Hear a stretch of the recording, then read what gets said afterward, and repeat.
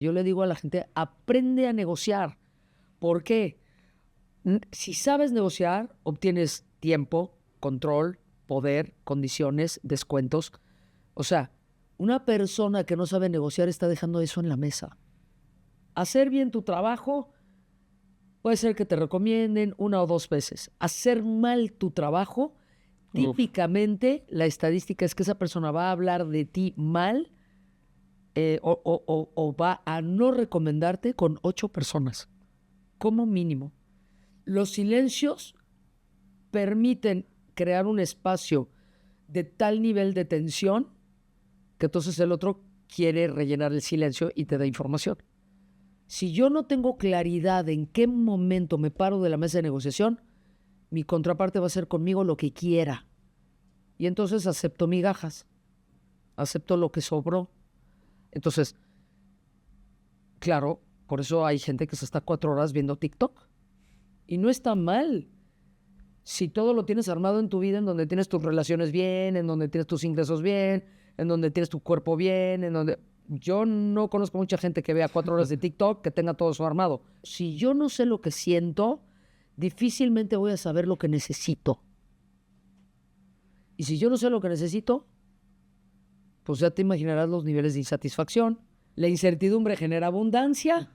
Yo le digo a la gente, por favor, no creas que leer un libro de liderazgo ya te hace líder. Este episodio es patrocinado por Coolbit AI. Building Efficiency with AI. Hoy nos acompaña una invitada que tiene una capacidad única para ver lo que otros ignoran. Ella es ingeniera física, pero también psicoterapeuta gestal. Ha cruzado el mundo de la precisión técnica con el de la profundidad emocional para fundar Saskia de Winter Training, desde donde ha transformado a más de 35,000 personas y cientos de empresas internacionales. Hoy vamos a platicar sobre cómo dejar de apagar fuegos, cómo nadar contracorriente y empezar a liderar con la corriente. Vamos a entender por qué la IA no va a reemplazar a los líderes, sino que va a exponer a aquellos que no sepan conectar humanamente. Y sobre todo vamos a aprender a negociar en un mundo donde la incertidumbre es la única constante. Saskia de Winter, bienvenida. Gracias nuevamente. Muchos de ustedes nos preguntaron por qué no invitar nuevamente a Saskia, y aquí tengo el placer de contar con ella, y gracias por hacerte un espacio en tu agenda tan apretada, Saskia, que andas de aquí para allá con tantos entrenamientos, ¿no? Gracias, querido. Es un placer estar aquí en Data Revolution. Gracias de nuevo, de verdad. Sí, y justamente hablando de cómo tenemos el nombre de nuestro podcast, que es de Data Revolution, uno de los aspectos que la gente nos preguntaba, que te ve en las redes, Saskia, que pregunta sobre temas de negociación, ¿no? Que te has vuelto una experta, y mi reconocimiento aquí mismo en Radio Fórmula. Ya te he visto aquí con Marco de Regil platicando de negociación y con algunas otras personas. Platícame, para entenderlo un poquito mejor, ¿qué es la negociación? Empezando por ahí, ¿no? Por lo más básico que quizá los latinos nos cuesta mucho trabajo entender qué es negociar, ¿no? A ver, mi querido, gracias por esa pregunta, porque muchas veces hay una confusión entre lo que es vender y negociar. Yo le pregunto a la gente qué es para ti vender, qué es para ti negociar, y la gente normalmente me dice, es que yo vendo y en el proceso de la venta negocio. Y yo creo que es justamente al revés. El conjunto más grande es la negociación. Una de las cosas que puedo lograr en la negociación es vender, pero puedo lograr otras cosas. Para mí vender es un intercambio de un servicio, un producto por dinero. Pero si el conjunto más grande de la negociación, de estos dos conceptos es la negociación, o sea, dentro de la negociación está la venta, significa que no siempre es por dinero. Yo puedo negociar tiempos, yo puedo negociar condiciones, yo puedo negociar la paridad del dólar, yo puedo negociar quién va, si va un ingeniero senior o un ingeniero junior. Entonces, ¿qué es la negociación? Así, blanco-negro. La negociación es un intercambio, simplemente. Si es un intercambio, yo puedo intercambiar por dinero, yo puedo intercambiar por tiempo, yo puedo intercambiar por condiciones. Pero una negociación, para que la gente lo tenga clarito, es un intercambio. Luego, ya que voy a intercambiar, pues ojalá que sea un ganar-ganar. Pero luego hay gente que negocia y pues regala todo. Y entonces, pues bueno, así hicieron su intercambio, en donde, bueno, yo por muchísimo, tú me das muy poquito. Se trata de que sea este intercambio equilibrado, que sea un ganar-ganar. Y para eso hay que entender muchos conceptos, ¿no? Pero una negociación es un intercambio. Y no solamente en la parte de venta, ¿verdad? También tenemos negociaciones en la parte empresarial, cuando alguien busca un ascenso, cuando alguien busca negociar ciertas condiciones que no estaban originalmente, ya sea en su contrato o en algún proyecto en particular. ¿Por qué en ocasiones nos cuesta tanto trabajo poder abrir ahora sí que la boca para dar pauta, decir cómo abordo un tema? Danos alguna recomendación de cómo deberíamos de abordar algunos aspectos de la negociación cuando la persona pues quizá no está preparada para cómo iniciar. A lo mejor sabe lo que quiere lograr, pero cómo iniciar esa conversación, ¿no? A ver, bueno, primero, hay muchas razones por querer negociar.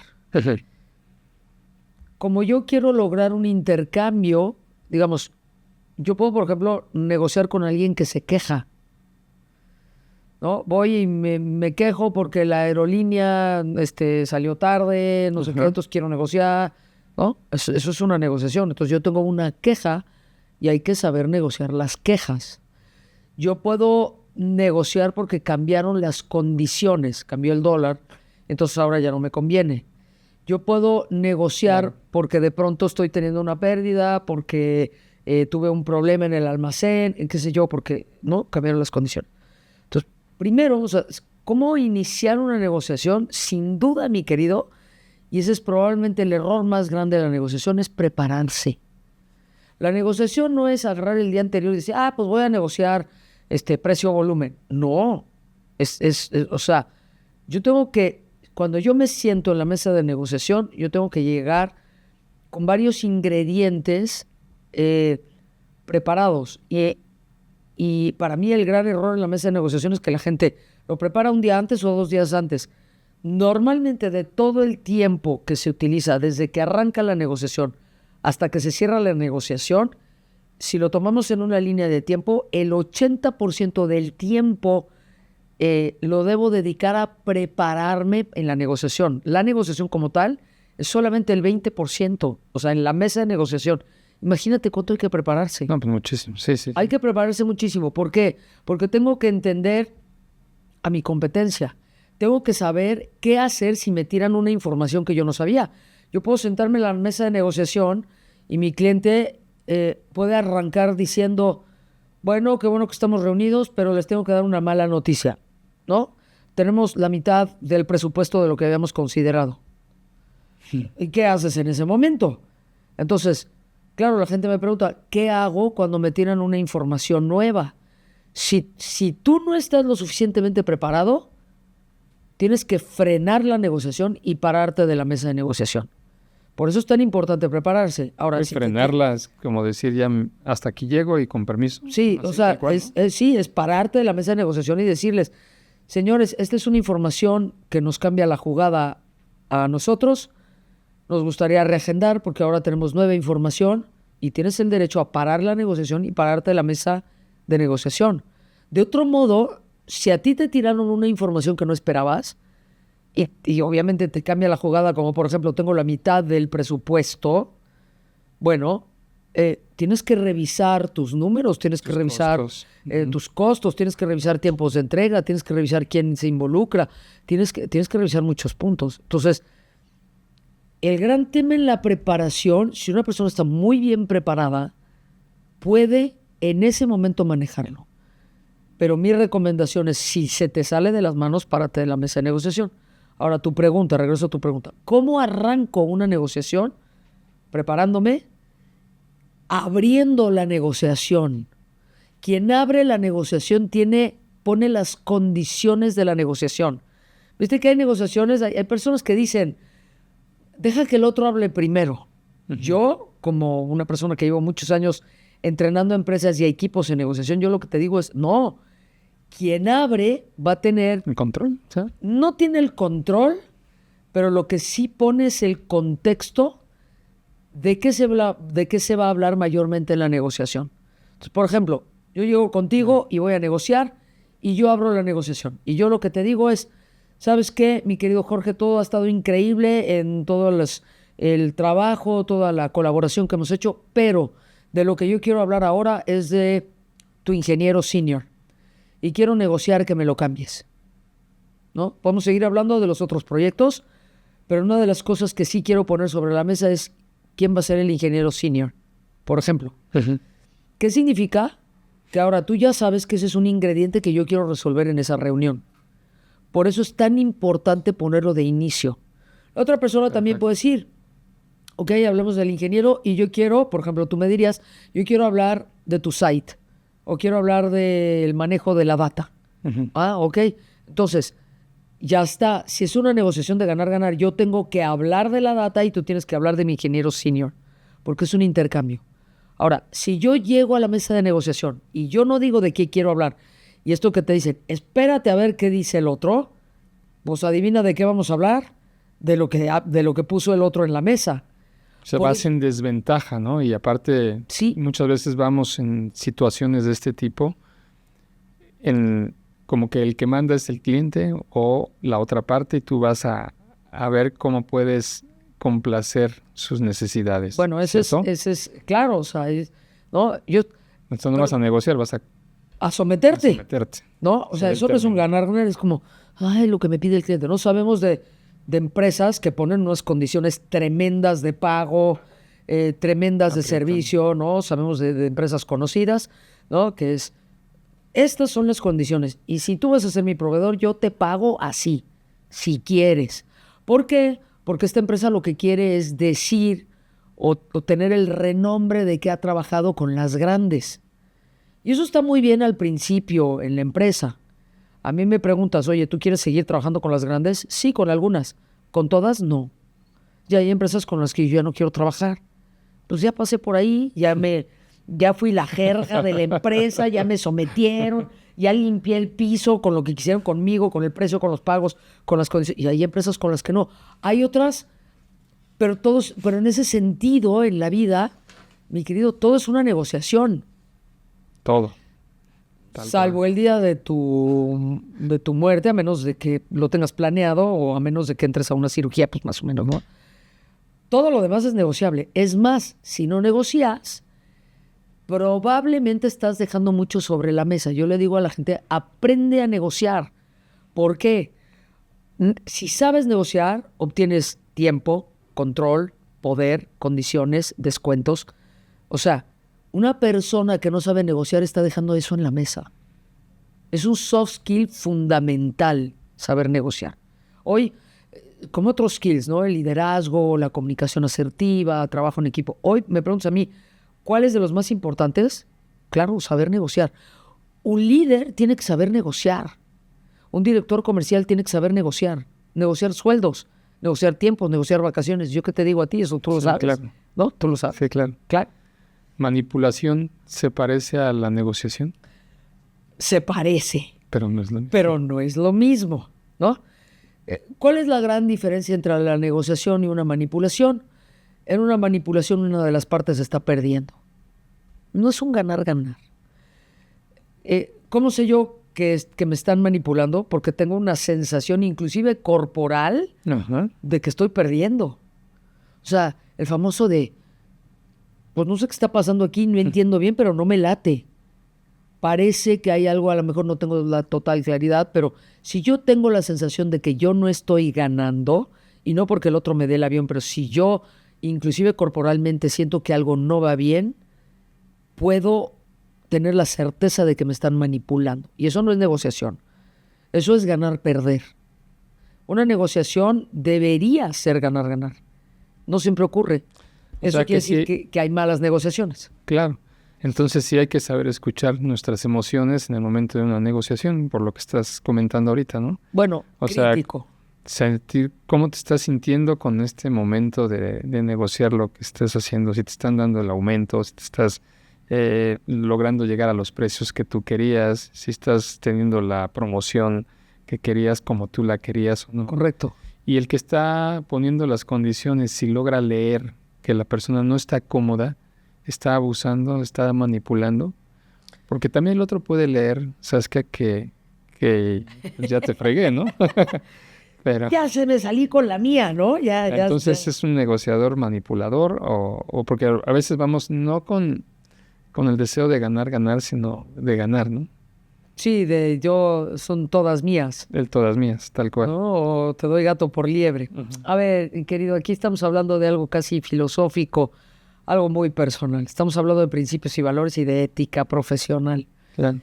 Y yo sí le digo a la gente, mira, quizás hiciste una gran negociación, cerraste algo espectacular, pero rompiste la confianza y entonces ya no va a haber recompra o ya no va a haber negociaciones a futuro o se va a complicar. O sea, claro, hay que estar muy claros cuál es la prioridad. Igual eso es lo que quieres.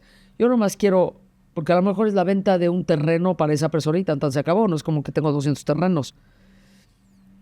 Sin embargo, yo siempre tendría mucho cuidado, a pesar de que sea una sola transacción, porque nunca sabes cómo da vuelta la vida. Luego esa persona es la que resulta que es el director de tu próximo cliente, del banco o no sé qué, y porque te pasaste de lanza o lo hiciste manipulativo, pues el otro ya no quiere trabajar contigo en otro ámbito, en otro espacio, te lo topas en una fiesta. O sea, hay una estadística muy interesante. Hacer bien tu trabajo puede ser que te recomienden 1 o 2 veces. Hacer mal tu trabajo, típicamente la estadística es que esa persona va a hablar de ti mal o va a no recomendarte con 8 personas, como mínimo. Entonces, hablar bien de ti, 1 o 2. Pero si metiste la pata, si no diste buen servicio, si sometiste al otro, si manipulaste, mínimamente hablan con 8. ¿eh? Se vuelve exponencial. Y eso es mínimo 8. Al ratito ya son 16. Y quedar mal con un cliente es una cola que te pisan a lo largo del tiempo. No es algo que te quitas en una semana. Es de pronto vuelvo, ay, ¿te acuerdas de esa persona? Claro, yo la conozco porque hace como 2 años cuando negocié. Y claro, ¿y sabes lo que hizo conmigo? Y no te la acabas. O sea, hay que tener mucho cuidado, aunque sea una sola transacción. ¿Cómo se aprende el arte? Hay libros, ¿no? ¿Sabes qué? Del arte de negociar. Y hay varios autores. Hay varios autores. A mí el que más me gusta, que es espectacular, que ahorita te cuento un poquito más de él, es el libro en español que se llama Rompe la barrera del no, de Chris Voss. Uh-huh. En inglés se llama Never Split the Difference. Uh-huh. Es un libro... Chris Voss escribió este libro porque él fue el líder de negociación de secuestros en la FBI. O sea, es un tipo que, a ver, no era como que pudiera perder perder la negociación para él era que el secuestrador le quitara la vida al secuestrado. Es el que está en Masterclass, ¿no? Ajá, en Masterclass. Chris Voss. Uh-huh. Exacto, Chris Voss. Estamos hablando que lo que está en juego en ese intercambio es la vida de una persona o la vida de varias personas. Entonces, Chris Voss habla de varias técnicas, lo habla en su libro, y yo justamente estuve en una entrevista con él en Los Ángeles. Él me entrevistó para su programa en Estados Unidos, wow. En cadena nacional, y ahora va a publicar un nuevo libro en donde yo estoy en su libro. Entonces también por eso lo promociono, porque sí es el número 1 de negociación, pero aparte tengo un muy buen vínculo con él. Y nada, estoy en su libro que se va a publicar en teoría este año, vamos a ver, pero estoy en su programa en cadena nacional. Es un hombre que sabe de las emociones en la negociación, sabe que el discurso puede llegar a ser sutil en la negociación. O sea, tú puedes decir una frase en la negociación y eso cambia toda la negociación. Los silencios son muy poderosos en la mesa de negociación. ¿Qué quieren decir? ¿Qué quiere decir un silencio? Bueno, yo te tiro, los silencios en una plática son incómodos. Uh-huh. Entonces, sostener un silencio en una conversación generalmente provoca, si la otra persona no sabe de negociación, va a provocar que el otro hable. Uh-huh. O sea, si tú me haces un silencio en esta entrevista, y particularmente porque es una entrevista, ¿qué voy a hacer? Rellenar el silencio. ¿Cómo relleno el silencio? Con información que probablemente a ti te interesa. Entonces, si yo estoy en una negociación y yo me quedo callada y el otro tiene la tendencia de rellenar el silencio, me va a dar información que probablemente me sirve. Los silencios permiten crear un espacio de tal nivel de tensión que entonces el otro quiere rellenar el silencio y te da información. Ahora, si a ti te aplican silencio, pues tú también te puedes quedar callado. Y se vuelve tan fuerte la tensión que luego la manera de manejar ese silencio, yo, por ejemplo, si a mí me ponen en situación de tensión en una negociación, ¿yo cómo lo manejo? Con una pregunta. Yo no tengo que dar más información. Yo tiro una pregunta de A y entonces provoco que la otra persona rellene el silencio. Pero si eso yo no lo sé, o me dejo llevar por mis emociones en una negociación, como decías tú. Por ejemplo, yo soy de mecha corta, ¿no? Estoy inventando, ¿no? Los mecha corta en una negociación. Corta, claro. Ya, está bien, yo te lo doy, pero ¿no? Pero no me gustan las condiciones. Pues el otro salió ganando.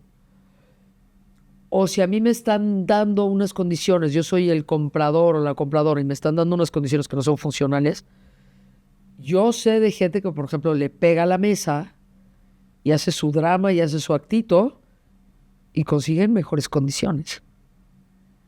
Porque es gente que manipula. Justo iba a eso, ¿no? O sea, en ese momento yo sé cuál es mi técnica que aprendí de niño, yo creo. Claro, sí, de niño, correcto. Ajá. A poder dar ese golpe en la mesa significa el golpe que dabas cuando eras niño probablemente y que podías... Berrinche. El berrinche. Ajá. Y podías obtener lo que querías, ¿no? Claro, o sea, la gente de niño aprendió que una manera de obtener las cosas es haciendo un berrinche. Y eso yo lo veo en los entrenamientos que doy en los corporativos. Claro que veo al director que hace un berrinche. Claro que veo al director que somete a su equipo. Eso es funcional hasta cierto punto. Pero luego se te desmorona. Eso no es algo que yo recomiendo. No es la manera, porque no... Entonces la gente está sometida, tu equipo está sometido. Entonces, por ejemplo, no es un clásico en la parte de liderazgo. Uh-huh. Estamos rebasados con trabajo. Y yo delego una función. Y le digo a alguien, ahora te vas a hacer cargo de este proyecto y esa persona ya está rebasada. Si la persona no sabe poner límites, si la persona no conoce su emocionalidad, va a aceptar el proyecto y con algo va a quedar mal. O va a hablar mal atrás de que me cargan al trabajo. Ajá, por ejemplo. No es justo, se están pasando conmigo. Por ejemplo, empieza a contaminar el ambiente. Claro, porque tengo exceso de trabajo, no están mirando. Ahora, una persona, un colaborador, le puede decir perfectamente bien a su jefe, ok, tengo cinco proyectos, no puedo hacer los 5 proyectos. Como colaborador yo te tengo que preguntar a cuál le doy prioridad. Ayúdame a entender las prioridades. Y si el jefe le dice todo, el colaborador tiene la obligación de decirle, ok, no puedo con todo, escoge. O sea, si hay que poner un orden en las prioridades. Ahora, si todo urge, pues hay un problema de planeación en la organización. Ya sabemos, ¿no? La famosa tablita de lo importante, lo urgente, lo no importante, lo no urgente, ¿no? Los cuatro... El cuadrante, ¿no? El cuadrante de lo importante, lo no importante, lo urgente, lo no urgente, y hacemos las 4 posibilidades. Si todo es bomberazo en la empresa, significa que no se han tomado el tiempo para planear.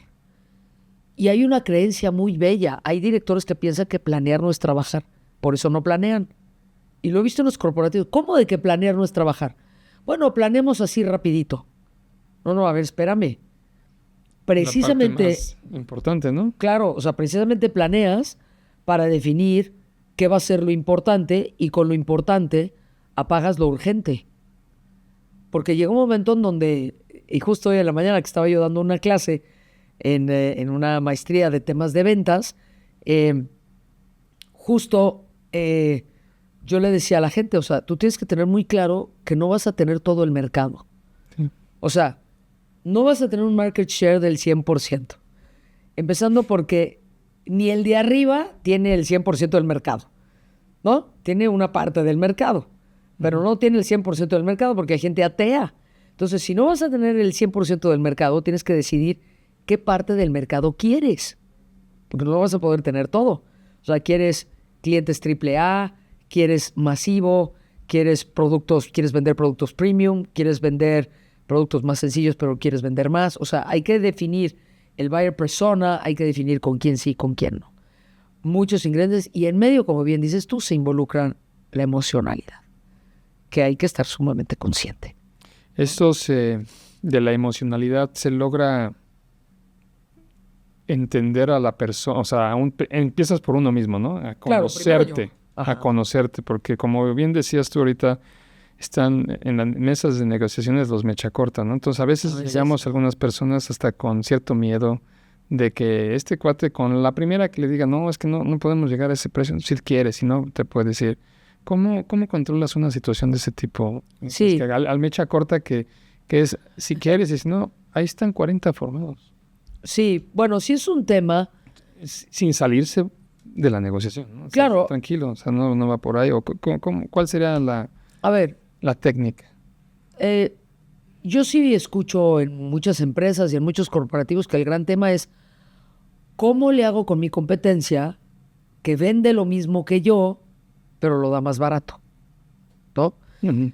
Eso claramente es una guerra de precios, es una guerra de poderes. Entonces, claro que te tienes que despegar de que tú haces lo mismo que el otro. Y con cosas muy simples en donde ese concepto se le llama la característica única de valor o característica única de venta. Es CV. De nuevo, característica única de valor o de venta. Es decir, ¿qué es lo que tú haces que nadie más hace? Entonces, tu ejemplo es exquisito.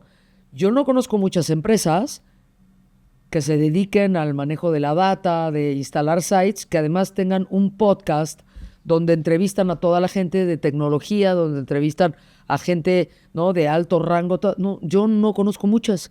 Entonces, una de las características de valor de ustedes es que, como Data Evolution, sí hacen todo el servicio tecnológico, pero además casualmente tienen un podcast. ¿Qué significa? Que tengan un podcast, que están al día, que se ponen a estudiar a otras empresas, que tienen acceso a otra data y a otra información. Eso les da a ustedes una característica única de valor o de venta. Es decir, tú a tus clientes les puedes decir, yo te instalo el site, pero por cierto, pues ahí te dejo el podcast para que tu equipo lo escuche. Y no lo digo porque te esté yo haciendo publicidad, lo digo porque es en serio. Sí, claro. Porque las empresas que tienen los ingenieros que están detrás de un site o de las computadoras o tal, pues pueden escuchar este podcast. ¡Qué valioso! Ahora, eso es una manera de ponerlo, pero... Tu propuesta de valor, ¿no? La famosa propuesta de valor que hoy día la gente dice. Yo le pregunto a la gente, ¿no? Que es terrible. O sea, ¿cuál es tu propuesta de valor? No, nosotros tenemos la mejor calidad con el mejor servicio. No, a ver, espérame, no confundas. La mejor calidad con el mejor servicio es lo mínimo que ya puedes hacer. Antes era el famoso efecto wow. Hoy, entérate que ya tu cliente está en un nivel de exigencia que ya es lo mínimo. Ya, o sea, yo me trepo a un avión y ya lo mínimo es que yo espero que pues, me des una bebida, una galletita, unas papitas, ¿no? Pero hay aerolíneas que no te lo dan y lo tienes que pagar. Sí, claro. ¿A cambio de qué? A cambio de que lo que me das, que es tu característica única de valor, es que entonces pago menos y entonces lo que me das es el precio. Es el precio. Ah, claro. Ok, ¿no? Entonces, eso también se toma en cuenta en una negociación, mi querido. ¿Qué es lo que tú tienes que nadie más tiene? Por eso, o sea, por ejemplo, Uber, claro, ¿no? Uber tiene todo el servicio de los autos, en formato de alguna manera, pues llamarlo taxis, pero qué casualidad, también ahora Uber, o desde hace tiempo, pues entrega comida. O sea, Uber no solamente es el servicio de llevarte de un lugar a otro, Uber lo conectó con restaurantes y comida. Eso, claro, ya le copió Didi y ya tenemos otras empresas, pero eso es una característica única de valor. O sea, ¿qué significa? ¿Qué es lo que haces tú que nadie más hace? ¿Qué servicio? ¿Cómo lo empaca? Inclusive, por ejemplo, empresas como Coca-Cola lo hacen continuamente. Entonces, un día sacan las latas con los nombres. Entonces, mi novia, mi amigo, claro, ¿no? Jorge, Enrique, y entonces no nada más es el refresco, sino es como, mira, te traje tu refresco porque tiene tu nombre, tu etiqueta. Personalizado. Y hay gente que las guarda, ¿eh? Bueno, eso claro, es característica única de valor. Claro. ¿No? O sea, tiene que ver con, digamos, característica única de valor, que tiene tu producto que no tiene nadie, cómo lo marketeas, o sea, cómo es el marketing de producto que nadie tiene, cómo la gente lo puede comprar, en cuántos canales o cuántos puntos de venta que nadie más tiene, con quién haces alianzas, eso es muy importante, muy. O sea, tú puedes tener cierto tipo de servicio, pero de pronto haces una alianza con Uber y entonces pues ya tu producto también se consigue a través de Uber Eats. O Rappi, ¿no? Que pues Rappi, ok, no, es farmacia también. O sea, ¿cómo lo distribuyes? ¿Cómo lo marketeas? ¿Qué tiene el producto? ¿Qué carácter? Luego, ¿cómo le enseñas a la gente? ¿Qué contenido le das a la gente? ¿Qué es lo que tú vas a hacer que nadie más hace? Que esto, bueno, hoy en día, pues, armarlo no es tan sencillo. Creo que se tiene que hacer un trabajo de investigación profunda dentro de la organización para entender realmente y compartirlo con el equipo cómo hacerlo. Ahorita hablabas de casos como el de Uber, Didi, etcétera. Al final son algoritmos, ¿no? Uh-huh. Que se hacen para poder llegar a todo esto y volverse el medio que comunica todo esto.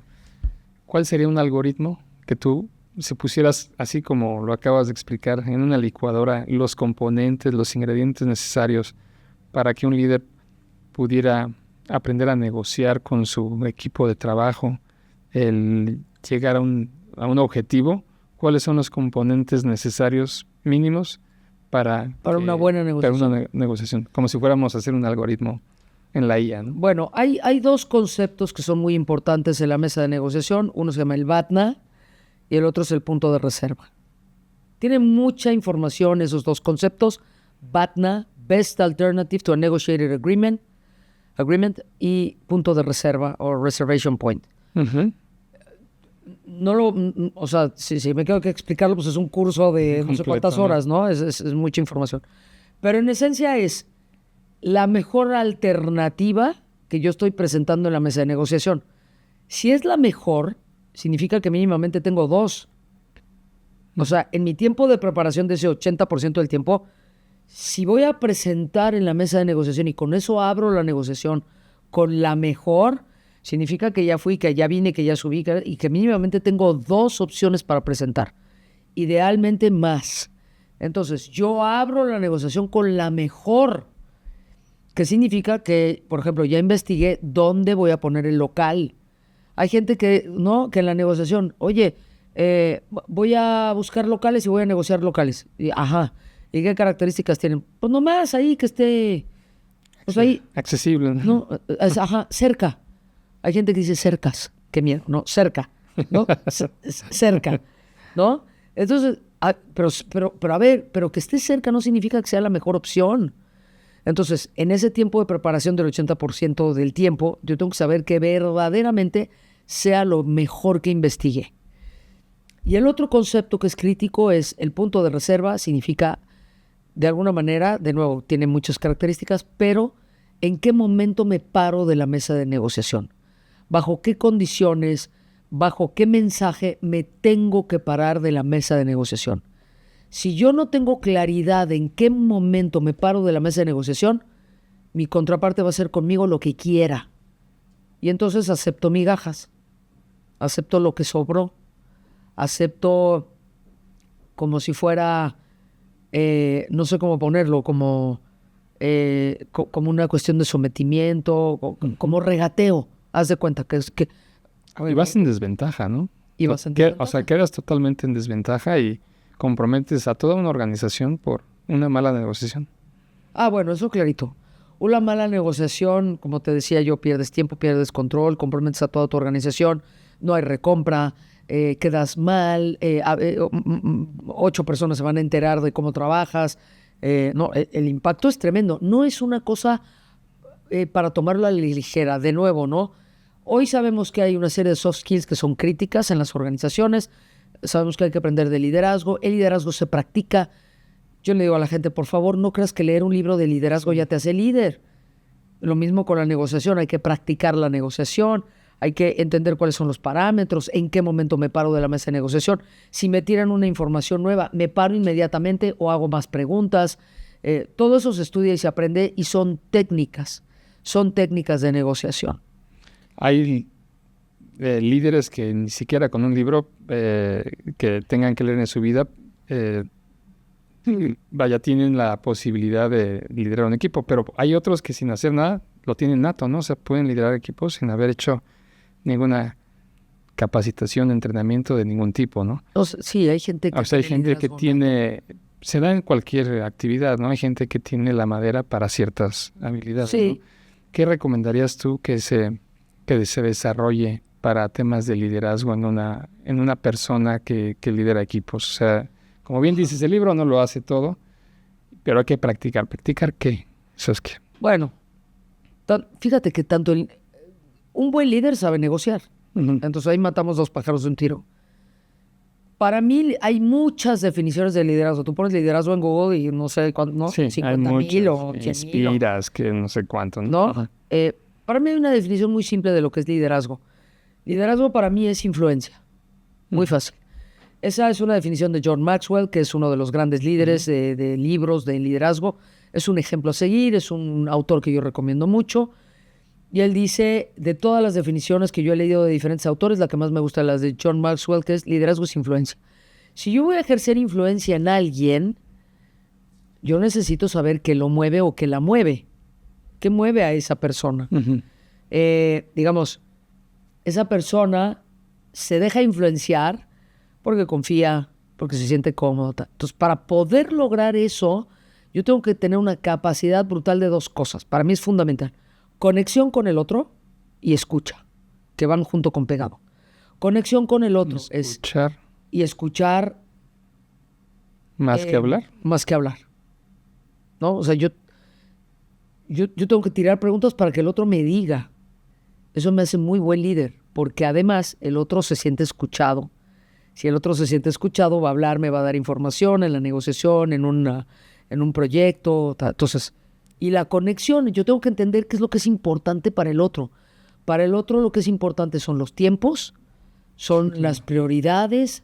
Para el otro lo que es importante es la calidad, el almacén. ¿Qué es lo que es importante para el otro? Pero el otro, mi contraparte, puede ser que no me lo diga, porque la relación es superficial. Yo tengo que tener una buena relación. Sí, claro. Por lo tanto, tengo que aprender a conectar con el otro, tengo que saber de relaciones, tengo que entender de perfiles psicológicos, tengo que entender de para qué un ser humano manipula. Normalmente es por miedo. Si yo empiezo a trabajar en proteger a la persona y que no sienta miedo, probablemente va a dejar de manipular. Porque no se trata de la lucha de poderes en la manipulación. Para trabajar una persona que te está manipulando llegas por otro lado, llegas con otras técnicas. Básicamente llegas trabajando su miedo. Claro. Le das certeza, ¿no?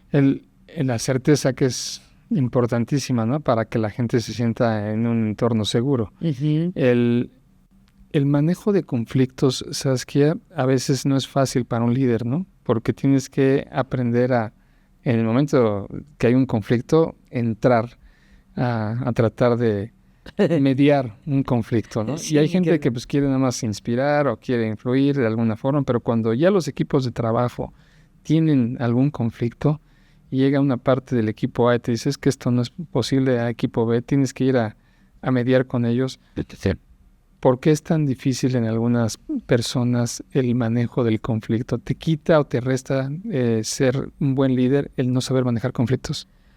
Sí, a los líderes les conviene saber manejar conflictos, sí, sin duda alguna. Es uno de los soft skills que hay que saber, que hay que aprender, que hay que saber manejar. Los conflictos tienen varios orígenes. Ajá. Puede ser, como te decía yo, al principio cambió el estatus. Entonces ahora surge un nuevo conflicto. Se incendió el site y hay que reinstalarlo y hay un conflicto y estamos bajo presión y no sé qué, tiempos de entrega y hay conflictos, ¿no? Por ejemplo. Entonces, puede ser que en el manejo del conflicto lo que tengo que revisar es el nuevo estatus. Puede ser que el origen del conflicto tiene que ver con una falta de claridad en el proceso. El proceso, yo lo planteo de una manera y yo pienso que está claro y el otro entendió brócoli. Quien sé que entendió pizza. Y yo estoy hablando de, no sé, de data, ¿no? Por decir. O sea, muchos de los conflictos tienen que ver con la claridad en el proceso. Pero la verdad es que la gran mayoría de los conflictos tienen que ver con las relaciones. Consciente o inconsciente. Inconscientemente, este es un patrón de persona con la que siempre he tenido conflicto. Se parece, listo, inconscientemente son los disparadores y empiezo a tener bronca con esta persona una vez más. Aunque tenga otro nombre. Ni la conozcas, bueno, empieza a trabajar con ella, se parece a lo que yo me dispara a mis emociones y sobre esto voy, ¿no? Claro.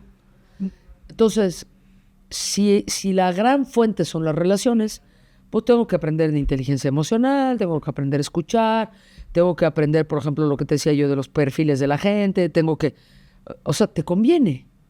Tengo que saber cómo generar confianza en la gente, tengo que saber que, por ejemplo, cuando yo soy empática con otro ser humano, ¿cuál es la definición clásica de empatía? La definición clásica de empatía es... ¿Los zapatos del otro? Me pongo los zapatos del otro. Claro, pero si yo me voy a poner los zapatos del otro, lo voy a poner así. Estoy trayendo mis pies.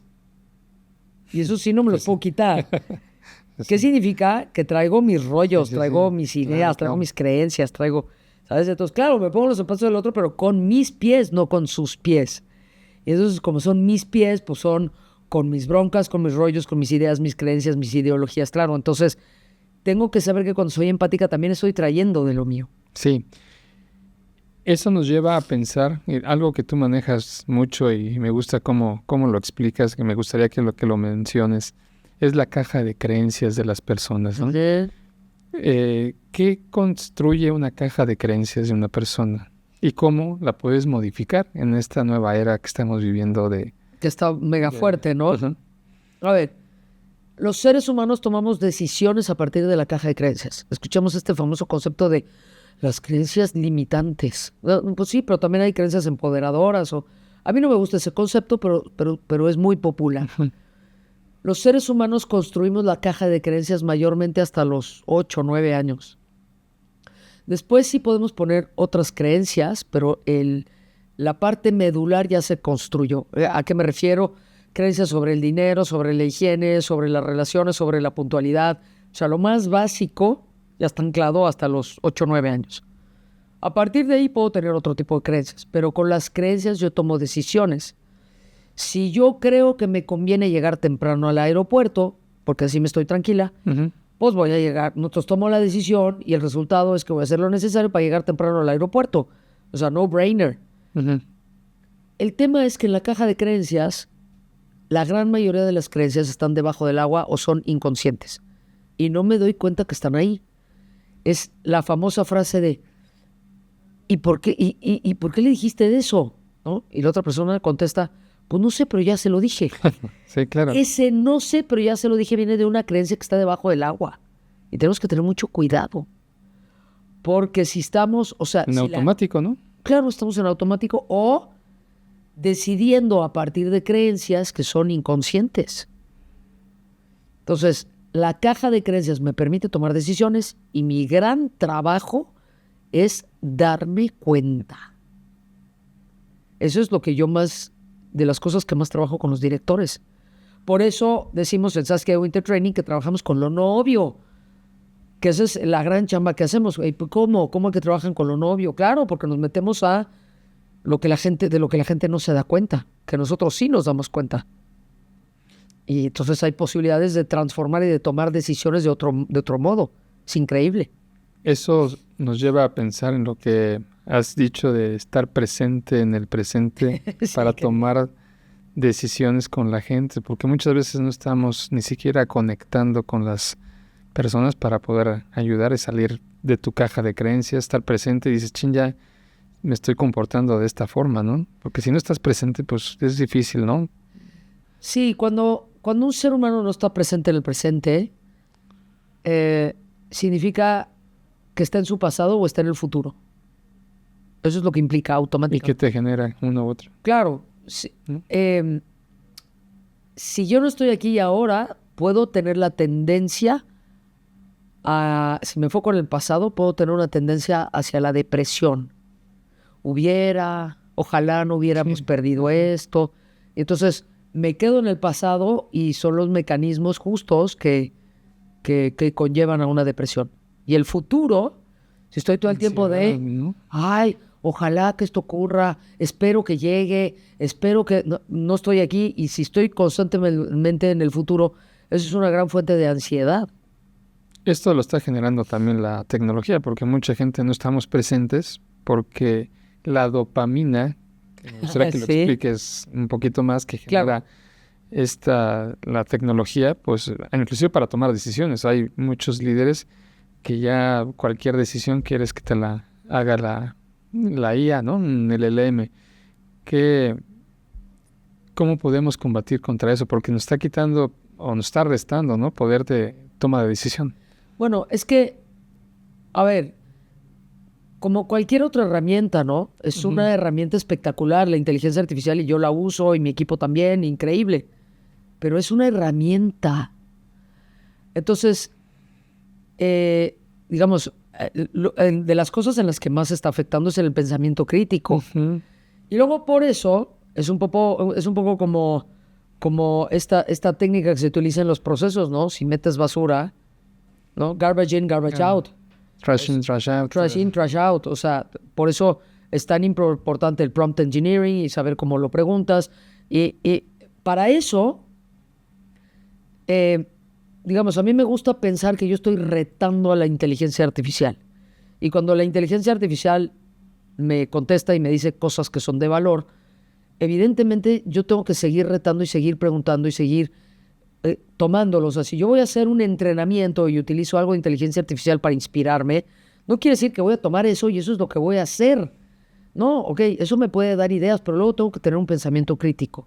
Sí, porque hay sesgos, ¿no? Y después los vas a tomar y los vas a traducir en... Y entonces, hablando de la dopamina, ¿no? La dopamina es un neurotransmisor que provoca placer.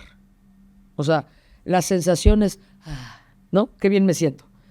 Y los seres humanos sentimos dopamina en muchos ámbitos de nuestras vidas, al comer, al dormir, al hacer ejercicio, tal. ¿No? O sea, es un neurotransmisor. Las redes sociales están armadas para generar dopamina. Hay muchos artículos de eso ¿no? Entonces, claro, por eso hay gente que se está 4 horas viendo TikTok. Y no está mal.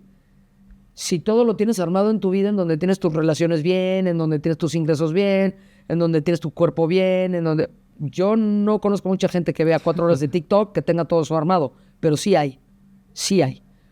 Porque se puede, porque hacen equipos, tal, se la arman muy bien. Se dedican a hacer contenido de TikTok, ¿no? Todo bien. Sin embargo, no es lo típico. Y yo tengo que estar muy consciente de mis adicciones, y sabemos que una de las adicciones pues, son las redes sociales y el celular. Y sobre todo esto es interesantísimo, hay estudios que está haciendo Josefina Vázquez Mota, que todos sabemos quién es, en las primarias, y ella está haciendo este trabajo en donde estamos viendo cómo tanto uso de tecnología afecta el desarrollo del cerebro, y tiene varios estudios, y también son estudios globales, pero ella se ha metido en las primarias a hablar con los profesores y con los padres, a decirles, señores, relaciones, conexión, está bien la tecnología, pero más relación, más el cuidado de los hijos, más a ponerlos a jugar en el patio, no solamente las computadoras. Porque ¿qué está pasando? Fíjate qué fuerte, mi querido Jorge. Se afecta el desarrollo del cerebro, sobre todo en la parte de lo que te digo, de las relaciones, y en la parte de toma de decisiones. No hay una claridad de cómo tomar decisiones. Se afectan estas partes del cerebro, entonces los chicos, pues, por ejemplo, hay un estudio en una universidad en Oxford que estuvo siguiendo a niños desde, desde los 2, 3 años que ya les empiezan a poner tablets, más o menos hasta los 7, 8 años. ¿Qué pasa con esos niños que están pegados a la tecnología? Una de las cosas que ya no desarrollan es la capacidad de leer las microreacciones faciales. Y las microreacciones faciales son micro y son instantáneas. Y entonces ya no lo ven. Lo que ven es al muñequito que vieron, ¿no? A Peppa Pig o qué sé yo, ¿no? Vieron al muñequito, pero ya no ven el pequeño brinquito, la pequeña reacción. Y entonces hay poca conexión. Y el ser humano está diseñado para relacionarse. Si no, estaremos viviendo solos en una isla como Wilson, ¿no? Claro. ¿No? Ahí platico con Wilson. Pero, y si no saben quién es Wilson, vean la película de Náufrago, claro, ¿no? De Tom Hanks. que necesita conexión, ¿no? Claro, y por Al eso punto de un balón lo hace su amigo. Claro, o sea, de una pelota hace su amigo, porque el ser humano estamos diseñados en todos los ámbitos, fíjate. No es lo mismo comer solito que comer con alguien. No es lo mismo ir al cine con alguien que ir solito. O sea, no es lo mismo que yo me abrace a sentir el abrazo de alguien. Estamos diseñados para compartir.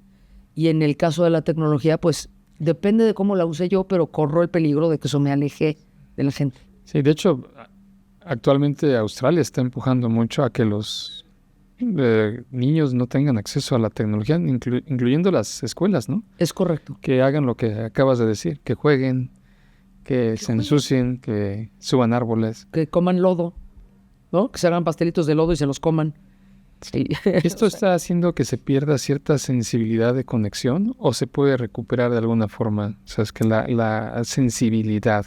O sea, una vez que ya entrenaste a tu cuerpo, a tu mente, de que no logras ver los rasgos faciales porque estás metido en lo que te da el contenido del streaming, ¿se puede recuperar? Sí se puede recuperar, pero sería mucho más fácil si fuera natural. Uh-huh. Imagínate que vas a un curso ¿de qué es tu curso? Pues de aprender a leer las microreacciones faciales porque no lo aprendí cuando tenía yo 8 años. Híjole, ¿no? Qué fuerte. Pensemos en esto. Tú sabes que hay estadísticas en el mundo de la gente que más vive, ¿no? Uh-huh. Por ejemplo, uno de los lugares está en Japón, ¿no? En Italia, ¿no? Mediterráneo, todo eso. Ajá, todas estas personas que viven más de 100 años, me parece que es en Okinawa, si no me equivoco, en Japón. Y uno de los ingredientes que hace que la gente que vive, o sea, en todas, ¿cuál es uno de esos ingredientes que hace que la gente viva más? Que tienen amigos, que comparten, que se sientan, no sé, van a las fiestas, a los cumpleaños, a la iglesia, están con amigos compartiendo y no hay tecnología. No puedo, o sea, si me preguntas a mí, pues no podemos perder eso. Es una herramienta la tecnología y es exquisita y qué maravilla todo lo que hace y me encanta. Yo soy pro tecnología, sí, pero antes me hago cargo de que la gente esté bien, de que mi equipo esté bien. Human-centric, ¿no? Exacto.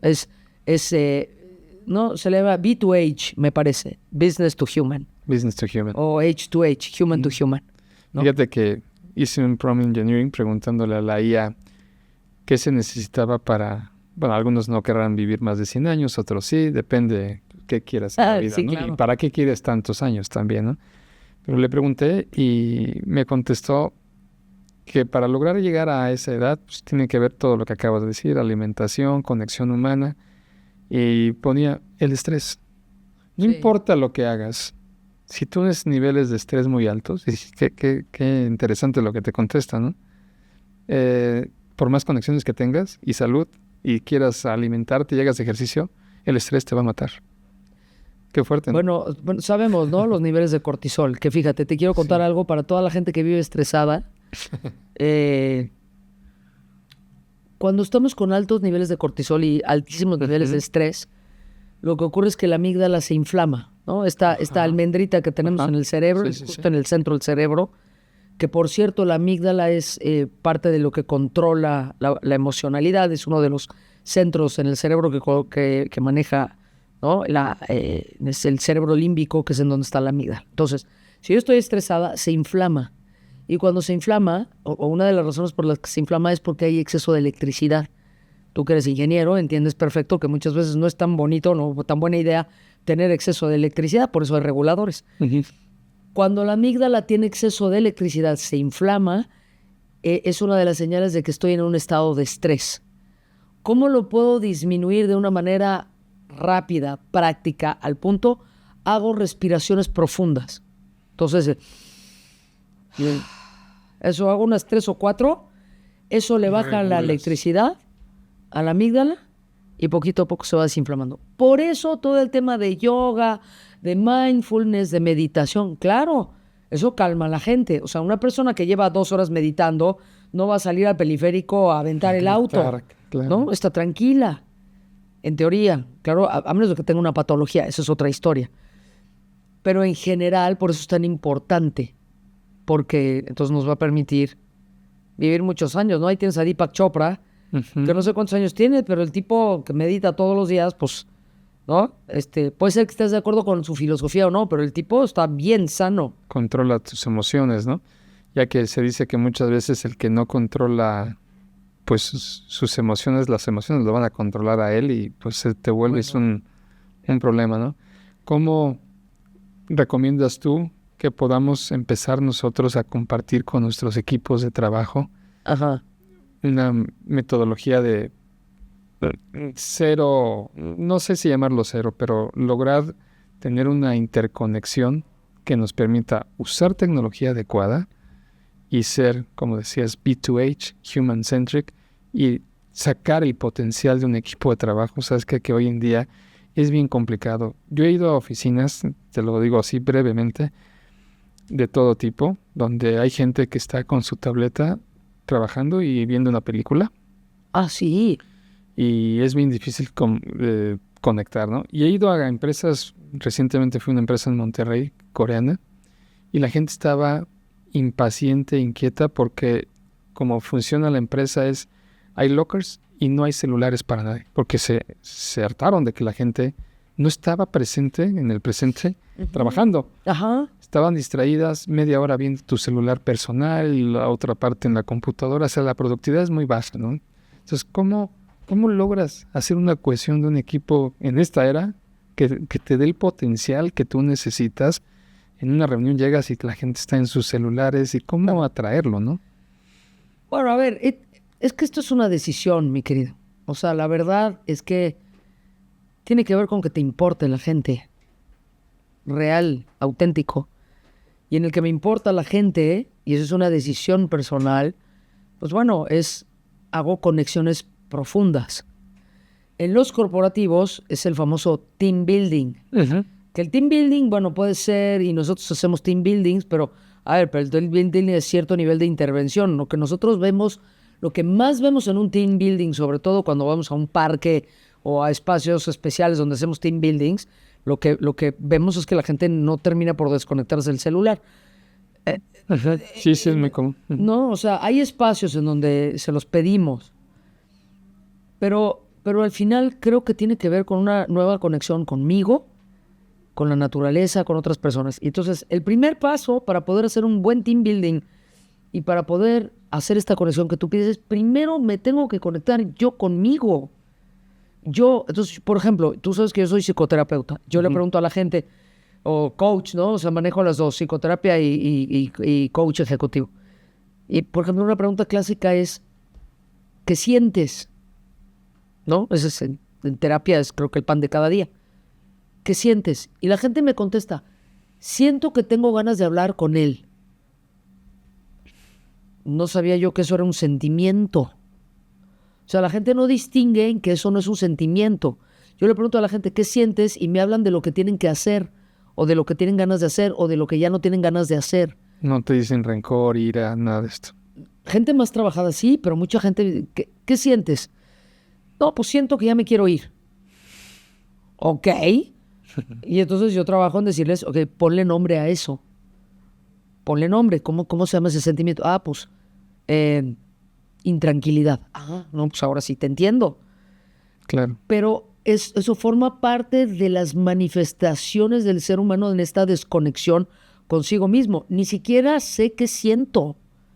Y fíjate la gravedad de esto. Si yo no sé lo que siento, difícilmente voy a saber lo que necesito. Y si yo no sé lo que necesito, pues ya te imaginarás los niveles de insatisfacción, el enojo, la rabia, ¿no? No nada encaja. Y voy a decir un albur, pero mejor no lo digo porque no le acomoda nada a nadie, ¿no? Pero es, si yo no sé lo que necesito, entonces ahora imagínate esto. ¿Cómo es la vida? La situación en la que estamos actualmente. Con inteligencia artificial. ¿Cuántas ofertas de inteligencia artificial hay para trabajar prompts? Pues yo conozco, no sé, unas 5, no sé, Copilot, Gemini, está ChatGPT, está DeepSeek, está, ¿sabes? Está Claude, ¿no? Entonces, ya, o sea, si yo no sé lo que necesito, tampoco tengo la capacidad de discernir cómo conseguirlo. Entonces, claro, por eso voy al súper y hay 4 niveles de anaqueles de cereales. 4. O sea, tú vas al súper y ¿cuántos cereales hay? ¿100? 50. No sé cuántos cereales hay, pero no son 2. Sí, son muchos, ¿sí? Son muchísimos. Con azúcar, sin azúcar, con chocolate, con monitos, sin monitos, con all brand, sin all brand, ¿no? Hay una compañía en Estados Unidos que entiende eso perfecto, que se llama Trader Joe's. Ellos están mayormente basados en California. Y Trader Joe's entiende el problema de cómo la gente toma decisiones. ¿Qué hacen? Te ofrecen 3 o 4 productos de algo. Vas a comprar un cereal, hay 3 cereales. A reducir las opciones. Reducir las opciones. Vas a comprar mermelada, hay fresa y durazno. No hay más. Entonces, ¿qué ocurre? A la gente se le hace muy fácil tomar la decisión. ¿Quiero fresa? Ahora, si no, ¿qué ocurre? Pues te estás 3 horas en el súper decidiendo fresa, frambuesa, chonky, no chonky, ¿no? Con frutitas, sin frutitas, con gluten, sin gluten, no sé qué. Y entonces, claro. Entonces, ¿qué es lo que nos está pasando? Hay tanta oferta que nos entra la ansiedad porque no podemos decidir. Y entonces, o sea, en ese sentido, sí, muy fuertemente, less is more. Yo tuve que quitar productos en mi organización porque estábamos ofreciendo demasiados servicios que confundían a la gente. Y lo compactaste a... Ajá, tienes este y este.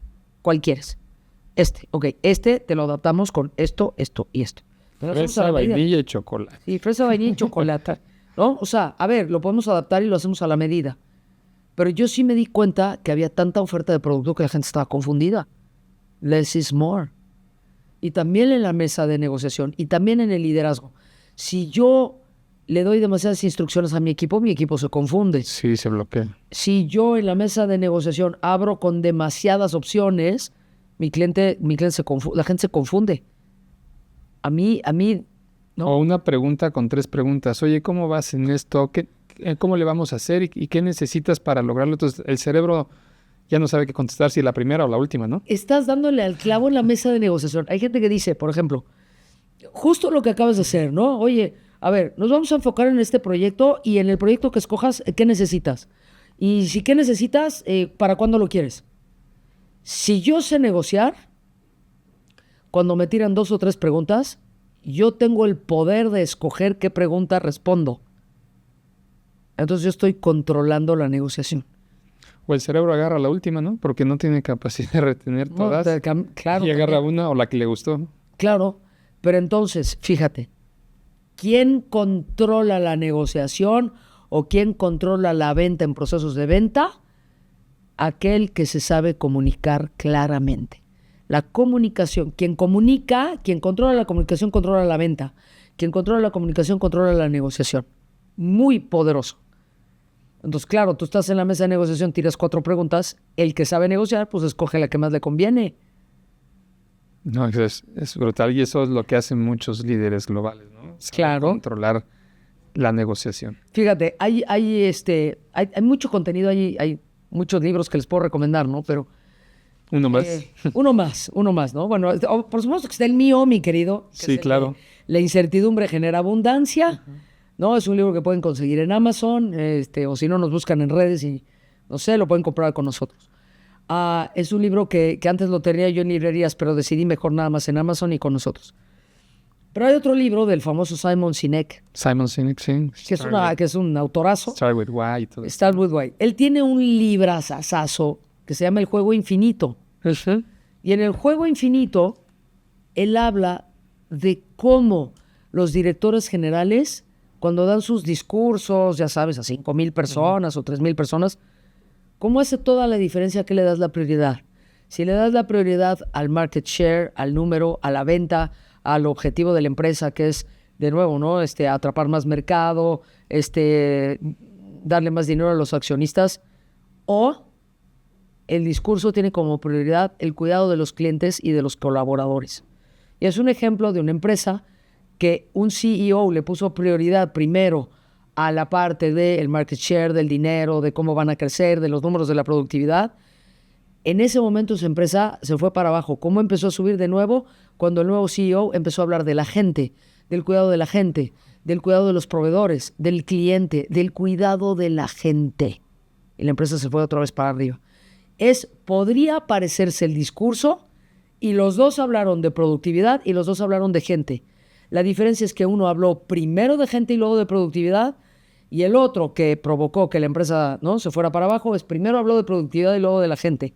Sutil la diferencia, pero tiene un impacto Sutil, brutal. sí. Sí, es un gran autor también Simon Sinek, y este libro que recomiendas, que es uno de los grandes autores actualmente Sí, de trabajo, podríamos decir, en equipo, habla también que el juego infinito no es como una carrera de, no sé, de las Olimpiadas, donde hay inicio y fin, ¿no? Los negocios es espiral, ¿no? espiral. Más alianzas verticales, Nunca ¿no? termina, ¿no? Por eso son Exacto, es un juego juegos infinito. infinitos. Como lo he dicho en otras ocasiones, platicando con Saskia, aquí podríamos estar un buen rato. Hay muchos temas que tocar. Saskia, por último te quiero preguntar, ¿qué consejo le darías a la Saskia de 20 años? Uy, es una pregunta exquisita, ¿no? ¿Qué le diría yo a la Saskia de 20 años? Hoy, con todo el conocimiento que tienes, con todos los cambios que has tenido a lo largo de tu carrera, desde ser física, diseñadora, hoy tu pasión, encontraste tu pasión, ¿cierto? Sí, aguas abiertas. Aguas Mi abiertas. trabajo, me fascina mi trabajo. Yo le diría a la Saskia de 20 años, deja de preocuparte. Que no es sencillo, porque hasta la fecha me sigo preocupando. La neta es que menos. Pero lo que yo le diría, deja de preocuparte, porque solitos los patitos bajan a la laguna. Solitas las cosas se acomodan.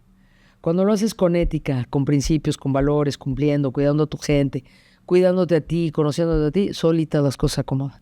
Deja de preocuparte. Se dan solitas y se llega a donde uno quiere, ¿no? Sí, pero hay que tener claridad y disciplina, ¿no? No es mágico. No es mágico. Es difícil, ¿no? Que la disciplina es negociar con uno mismo cuando uno no quiere, ¿no? Claro, me tengo que levantar al gimnasio. Pues sí. O me enfoco en cómo me voy a sentir una vez que haya yo terminado el gimnasio. ¿No? Padrísimo. Sí, padrísimo. Pues muchas gracias, Saskia. Querido, te agradezco mucho que hayas aceptado otra vez venir con nosotros. Es un placer tenerte. Y a todos ustedes, gracias por acompañarnos nuevamente en esta edición especial también que tuvimos hoy con Saskia, hablando de liderazgo, hablando de negociación, que es tan importante la negociación en una mesa de trabajo. Y bueno, si este contenido lo ves importante, relevante, por favor, compártelo. Recuerda que los datos son la gasolina de la inteligencia artificial. Nos vemos y hasta la próxima. Gracias, querido. Gracias. Qué alegría.